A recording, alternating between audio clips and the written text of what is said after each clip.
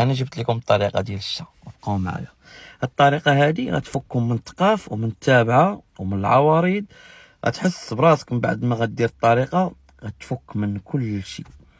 يبان لك الابواب تفتحوا كاملين في وجهك ان شاء الله، سواء عمل ما كنتيش خدام تخدم، سواء مال ما كانش الامور ميسره غتيسر، سواء سفر كان واقف غادي يتيسر، سواء زواج، سواء كل شيء. الماء ديال المطر ساهل، كتجيب قله ديال النحاس وكتجيب قله ديال الطين، قله ديال النحاس وقله ديال الطين وقله ديال الحديد ساهله. كتاخذ الماء ديال المطر وكديروا فيه ثلاثه د القلات، مفهوم؟ كديروا في ثلاثه هاد القلات هادو ساهل، شويه هنا وشويه هنا وشويه هنا. هادوك ثلاثه ديال القلات اسيدي كتخرج فيهم الختمه ديال القران، كدير فيه 7 الورقات ديال السدر، وهذا 7 الورقات ديال الريحان، والاخر 7 الورقات ديال الحنه.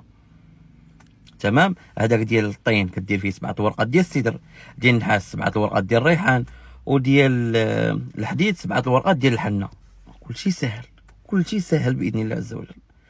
الماء ديال المطر غتعمرو من السطح، ولا غتمشي دير كيفاش دير الميكا راه تعمرو، يعني راه ساهل. راه الناس ديال بكري يعلموك كيفاش تعمروا الماء ديال المطر. راه السطح راه يكون كتصب بالشتا، ديروا غير الميكا راه تعمر لكم الماء ديال المطر. فين كتعمر هنا وهنا وهنا شنو كتخرجوا الختمه في ديك القلات، وكتعوموا بهم 3 ايام متابعه. الاول الماء ديال الطين، الثاني الماء ديال النحاس، الثالث الماء ديال الحديد. كتكبوا على قفاك والله العظيم، اقسم برب الكعبه حتى اي حاجه فك غتفك يعني ما بقى حتى شي حاجه باذن الله عز وجل. ولكن ديروا الطريقه صحيحه، يعني ديروها بعقلكم، تسرعوا ما والو، ساهله. راه قله ديال الطين وقله ديال النحاس وقله ديال، ماشي بشرط قله، المهم تكون غير الانيه اللي غدير فيها داك الماء تكون وحده نحاس وحده حديد وحده طين. وتفكروني الامور كلها غتقاد باذن الله عز وجل. ساهل. دابا كاين الموسم ديال المطر، الانسان يتوكل على الله. الحياه واقفه، الحياه واقفه. اخباركم واحد الحاجه، الامور خصها تيسر في هذا الموسم ديال المطر.